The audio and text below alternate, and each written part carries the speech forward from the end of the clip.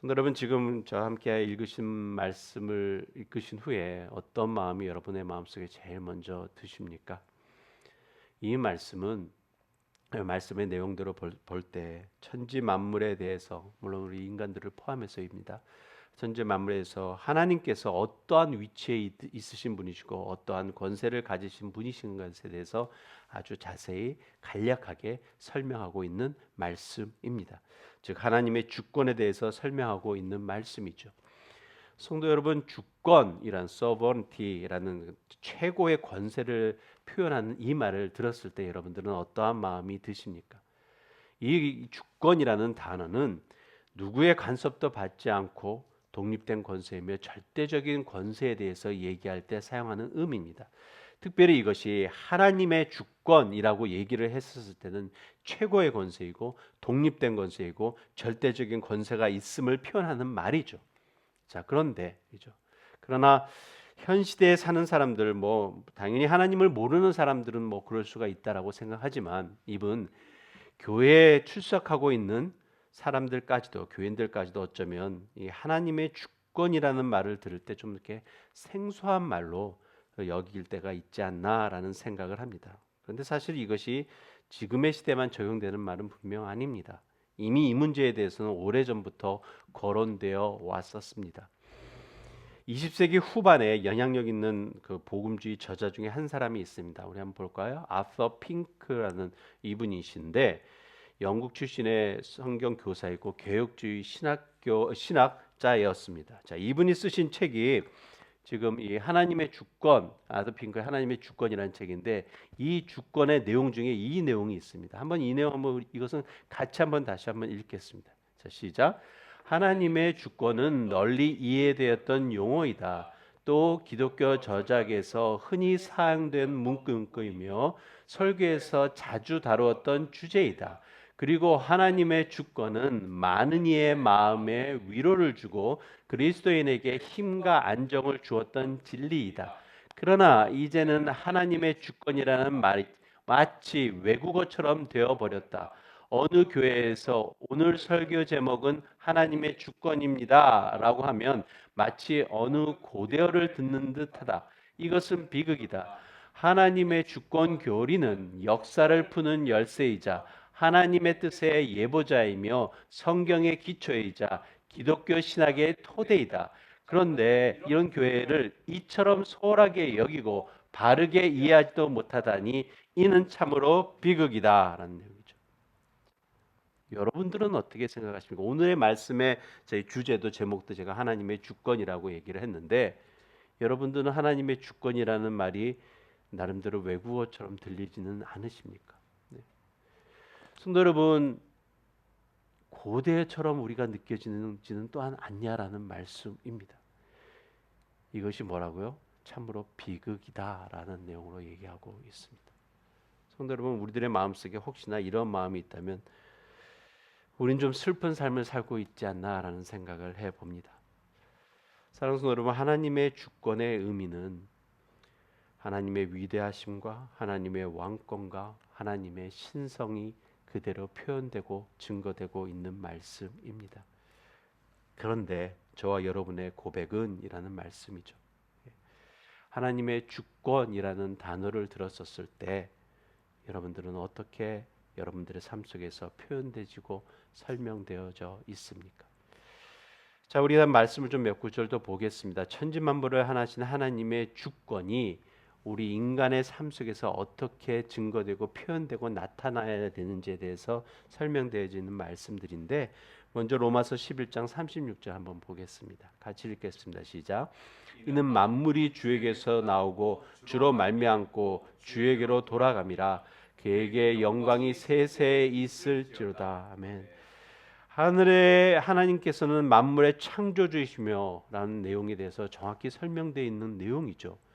그것이 주에게서 나오고 또한 그 권세를, 그것을 움직이는 권세가 하나님에게 있음에 대해서 설명되고 있습니다. 자, 이것만 하도, 이 말씀만 들어도 우리는 뭔가 이렇게 좀 큰 이데아 사상에만 잡혀 있는 그런 내용으로 생각하기가 쉽습니다. 그것이 거기서 나에게 뭔데라고 생각할 수가 있습니다. 자, 우리 말씀 한 구절 더 보겠습니다. 이사야서 55장 8절 9절입니다. 같이 읽겠습니다. 시작. 이는 내 생각이 너희의 생각과 다르며 내 길은 너희의 길과 다름이니라. 여호와의 말씀이니라. 이는 하늘이 땅보다 높음 같이 내 길은 너희의 길보다 높으며 내 생각은 너희의 생각보다 높음이니라. 우리가 하나님 앞에 질문을 할 때 하나님 어떻게 하십니까? 하나님은 어떤 분이십니까? 하나님 우리들의 삶 속에서 어떻게 이루어지고 왜 이런 일들이 벌어집니까? 라는 기도를 들었을 때 하나님께서 우리들에게 말씀하신 내용입니다. 내가 분명한 것은 너희들보다 나의 생각은 다르고 내 생각이 깊고 넓음에 대해서 표현하고 가르쳐주고 이해시키시면 하셨다는 것입니다. 이것이 뭐냐면 구체적으로 우리 인간의 역사의 삶 속에 여러분과 저의 삶 속에 하나님께서 이렇게 하고 이렇게 하는 것이 나의 뜻이고 인도함이 있다라고 얘기하고 있다는 말씀입니다. 여러분 이것이 하나님의 주권의 역사심의 손길이라는 말씀입니다. 사랑하는 성도 여러분, 여러분의 삶 속에 정말 주님의 주권이 바르게 증거되기를 예수 그리스도의 이름으로 축원합니다. 자, 오늘의 본문의 말씀 또한 바로 이것이 증거되고 있습니다. 여러분 저와 함께 말씀을 교독하면서 이스라엘 역사 속에서 일어나는 내용들을 보면서 무엇일까라고 생각하셨을 것입니다. 그런데 이 말씀 속에서 우리가 정말 하나님의 주권에 대해서 특별히 한 왕에 대해서 통치의 기간을 통해서 하나님의 주권이 어떻게 역사하는지 우리들의 삶 속에서 우리의 역사 속에서 어떻게 역사하는지 자세히 설명되어 있는 말씀 중에 하나입니다. 자, 우리가 이 말씀에 대해서 좀 이해하기 위해서 역사에 대해서 좀 전체적인 배경을 좀 보겠습니다. 저 파워포인트 한번 볼까요? 자, 말씀에 대해서 우리가 읽었듯이 16절에서 22절까지의 말씀에 대한 내용은 바로 이 내용입니다. 네. 여호수아와 요아스가 있었고 이게 북이스라엘 나라입니다. 이가 죽은 다음에 여로보암 2세가 이를 대신해서 이제 통치를 합니다. 그러면서 이제 41년을 통치했다라는 내용을 하고 있는 내용이 있습니다. 여러분 뭐 이게 뭐가 문제야? 뭐 그냥 히스토리지라고 생각할 때지만 여러분 북이스라엘 특별히 성경에 있는 북이스라엘의 역사를 보게 되면 말씀에서 나오는 역사를 보게 되면 이것이 새로워지는 것입니다. 이것은 새로운 내용입니다. 이유가 뭐냐면 북이스라엘이라고 했을 때 여러분 그 솔로몬이 통치하고 난 다음에 솔로몬이 마무리 지으면서 나라가 두 나라로 갈립니다. 북이스라엘과 남유다로 갈립니다. 자, 그런데 문제는 이 북이스라엘에 속했던 이 통치자들은 흔히 말해서 한마디로 하나님과 적대시했었던 자들입니다. 하나님과 적대시했던 자들. 남유다는 그 중에서도 하나님의 말씀에 따라 살려고 노력했던 왕들이 종종 있습니다. 그러나 북이스라엘은 아닙니다. 더욱이 이 여로보암 2세라고 얘기를 했을 때 이 사람은 흔히 말해서 하나님께 조금이라도 단 먼지 하나라도 잘하려고 보인 것이 없는 왕입니다. 자, 그럼에도 불구하고 41년이라는 통치를 했었다라는 내용에 대해서 우리는 좀 생각해 봐야 된다는 것이 오늘의 본문의 내용입니다. 이것이 16절에서 22절에 관한 내용이 이 내용인데 그 다음에 23절에서 29절에 대한 내용은 요 남유다에 대한 내용입니다. 이때 요아스가 죽고 난 다음에 아마스가 15년을 통치하고 그 다음에 좀 잘 지을지가 않는데 모반이 일어났습니다. 그래서 이 아마스가 죽게 됩니다. 그 다음으로 다스렸던 것이 아사랴 왕이라는 것이 29절에 대한 내용이 쭉 설명되어 있는 배경입니다. 자, 오늘 제가 앞서서 말씀드렸던 것처럼 하나님의 주권이라는 주제를 가지고서 특별히 여로보암 2세를 통해서 더군다나 41년이라는 기간을 통해서 하나님께서 우리들에게 무엇을 말씀하시는지에 대해서 좀 바르게 좀 알아보기를 원합니다. 다시 한번 우리가 생각해야 될 것이 뭐냐면 24절 말씀 제가 한번 보겠습니다. 15장 20 오늘 본문의 말씀이 이렇습니다. 여호와 보시기에 악을 행하여 이스라엘에게 범죄하게 한 느밧의 아들 여로보암의 모든 죄에서 떠나지 아니하였더라. 다시 한번 말씀드리지만 여로보암의 모습에 대해서 설명하고 있는 말씀입니다. 그러나 25절에 이스라엘의 하나님 여호와께서 그의 종 가드헬멧의 아비댓의 아들 선지자 요나를 통하여 하신 말씀과 같이 여로보암이 이스라엘 영토를 회복하되 하맛 어귀에서부터 아라바 바다까지 하였다라고 얘기를 하고 있습니다. 자, 24절에서 무엇을 얘기했었죠? 증명하여서 하나님 앞에서 어게인스트하고 하나님과 어게인스트하고 잘못된 이 왕이었었는데 문제는 이 왕이 이스라엘 영토를 회복하게 하고 하맛 어기에서 아라바까지 아주 넓게 회복하게 하는데 하나님께서 하셨다는 얘기입니다.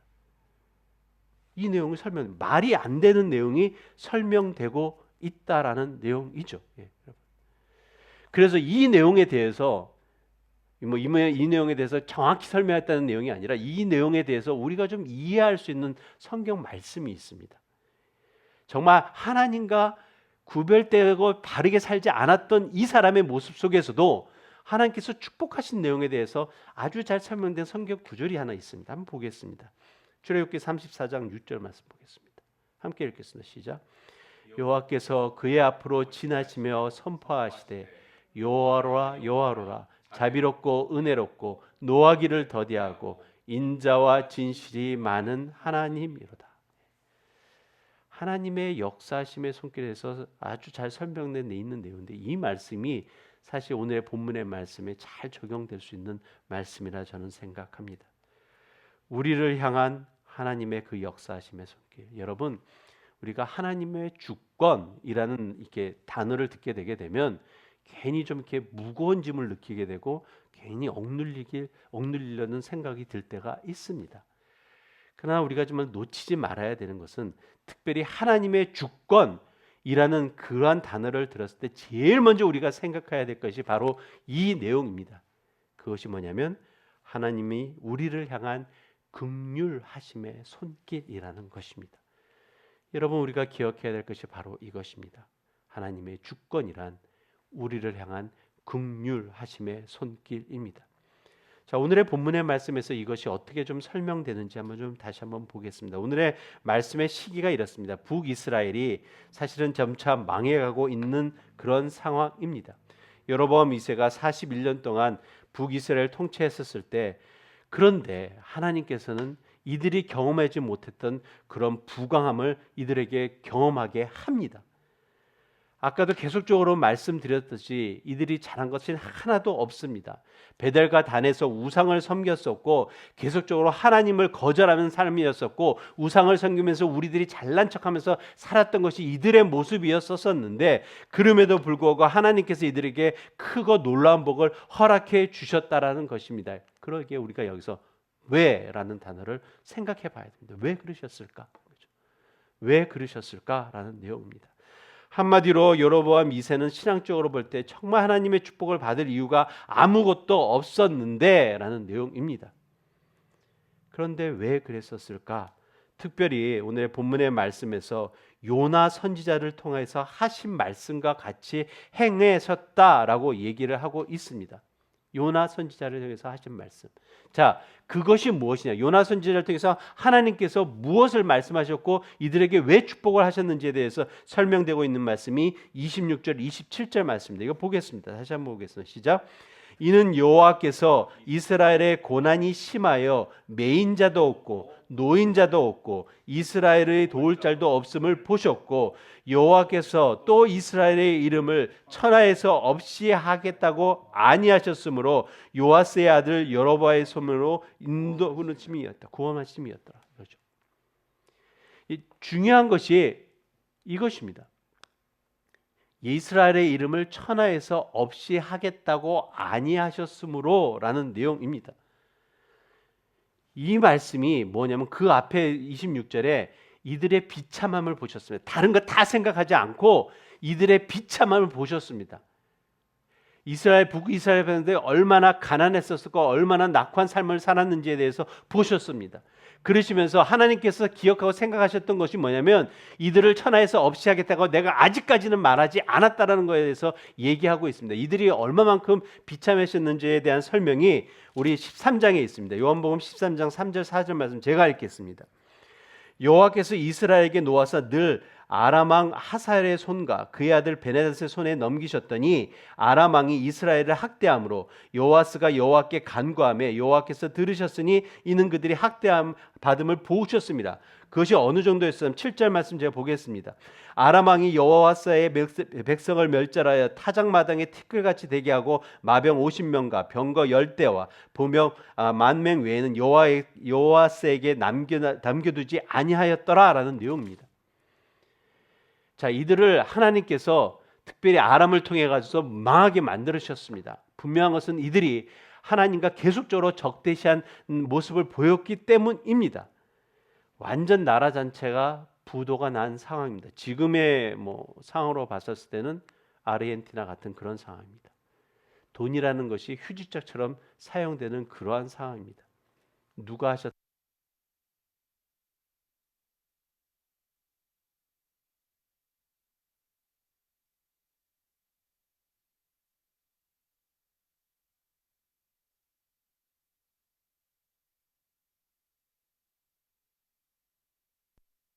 하고 하나님께서 이들에 대해서 아무 조건 없이 행하셨습니다.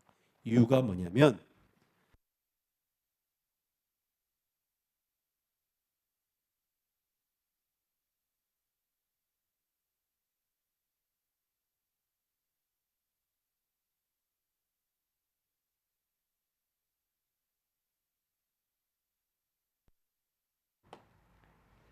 여러분 이것을 생각할 때 우리가 기억해야 될 것은 하나님의 긍휼하심에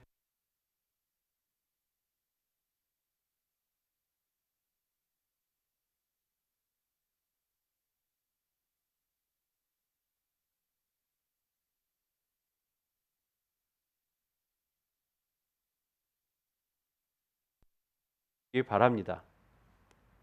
여러분의 삶은 정말 하나님의 뜻에 따라 하나님의 말씀에 따라 정말 순종하며 살아왔습니까?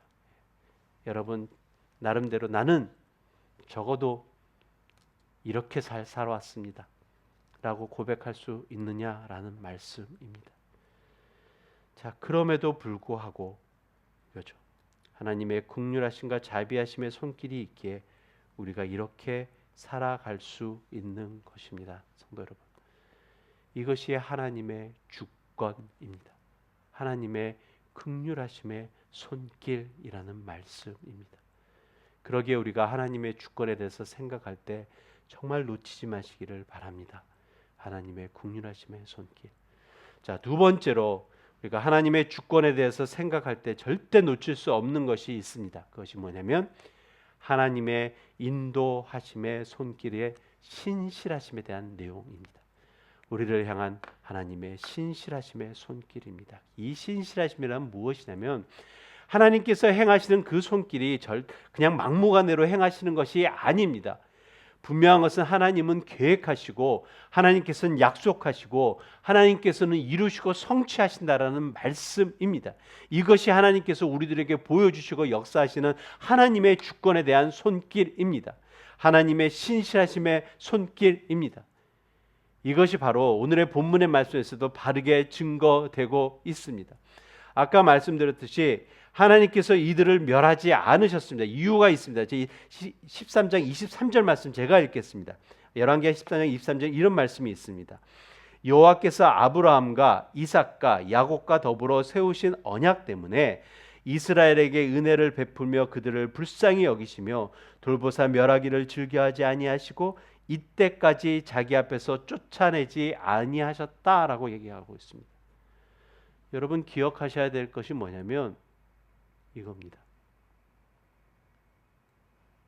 그래서 어떻게 해요? 이때까지 자기에게 앞에서 쫓아내지 아니하셨다라는 내용입니다. 우리의 신실하신 하나님께서 무엇 때문에? 언약 때문에. 그렇죠? 그래서 이들이 남은 복을 받고 있는 것입니다. 성경. 신실하신 하나님의 약속, 하나님의 언약 이겁니다. 사랑하는 성도 여러분, 우리가 갖고 있는 이 성경책은 두 개로 나눠져 있습니다. 어떻게 나눠져 있죠? 신약과 구약, 구약과 신약으로 나눠져 있습니다.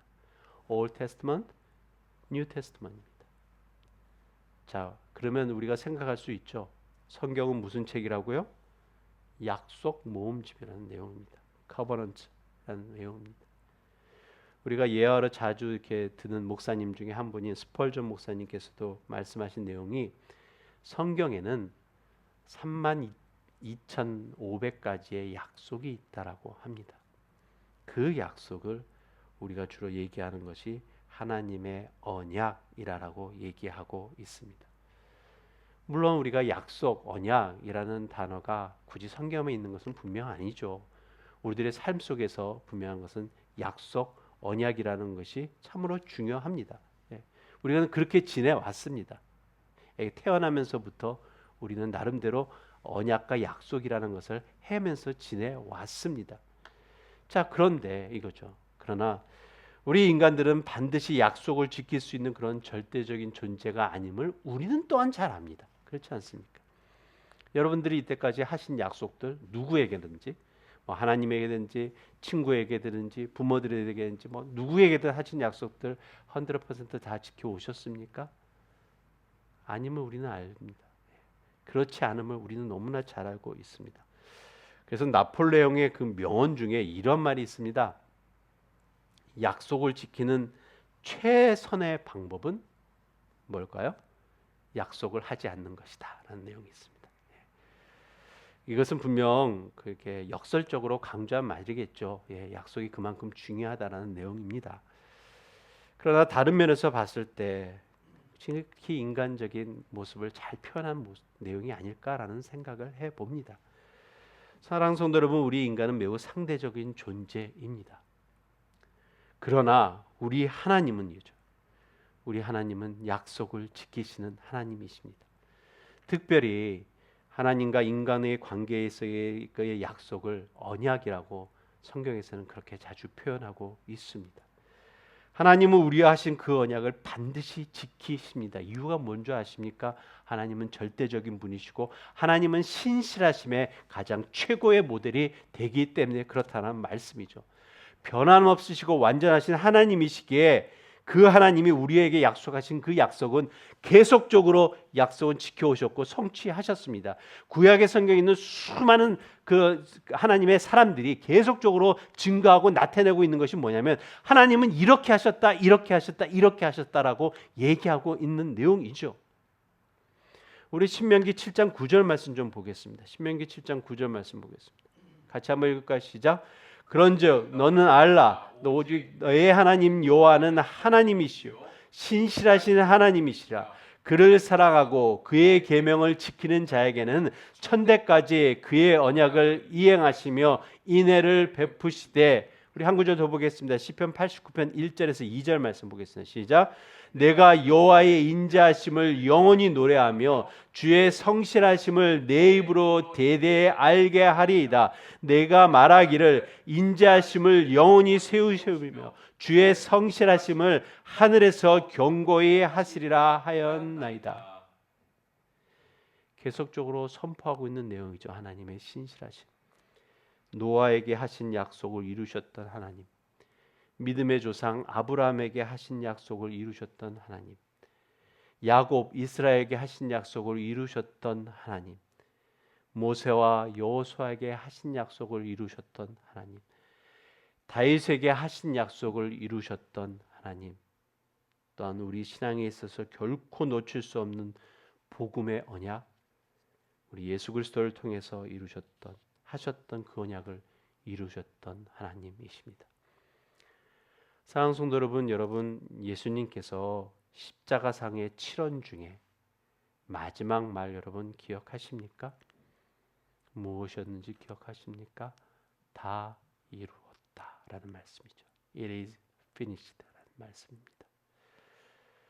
하나님께서 예수님에게 주어진 그 사명, 예수님께서 죄악된 세상을 향해서 행하셨던 그 사역의 결말에 대한 내용이지만 저는 다 이루셨다라는 말씀을 제가 상고하면서 말씀을 묵상할 때 저는 하나님 아버지께서 우리에게 하신 말씀이라 저는 생각합니다.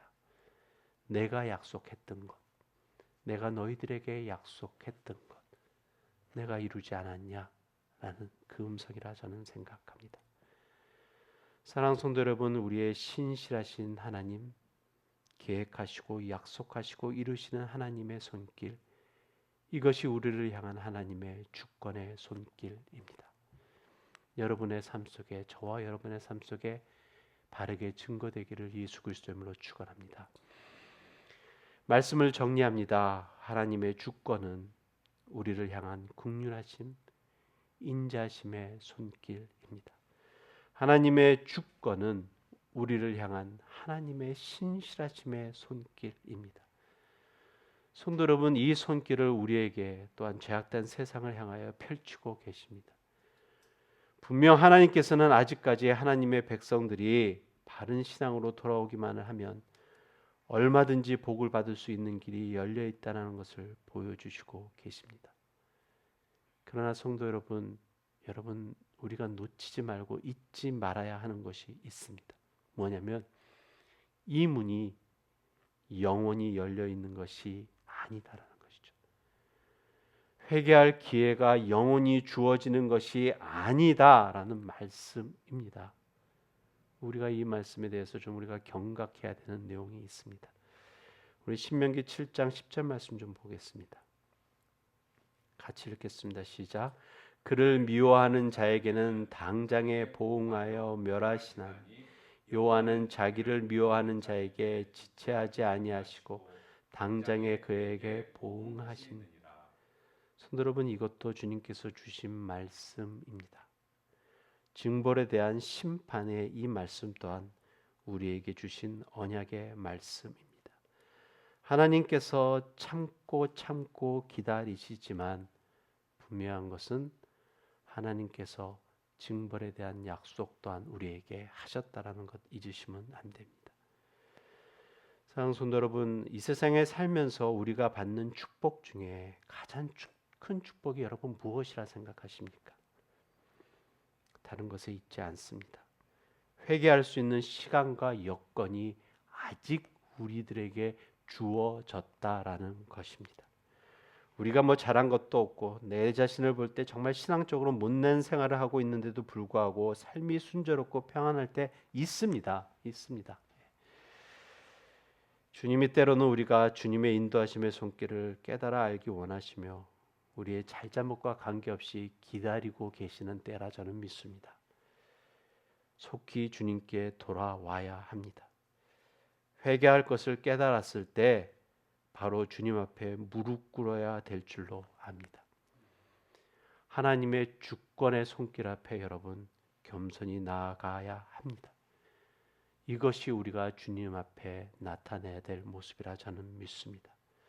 사랑하는 성도 여러분, 정말 주님 앞에 겸손하며 주님을 향한 신앙 고백이 우리의 평생의 삶 속에서 잊혀지지 않기를 예수 그리스도 이름으로 축원합니다.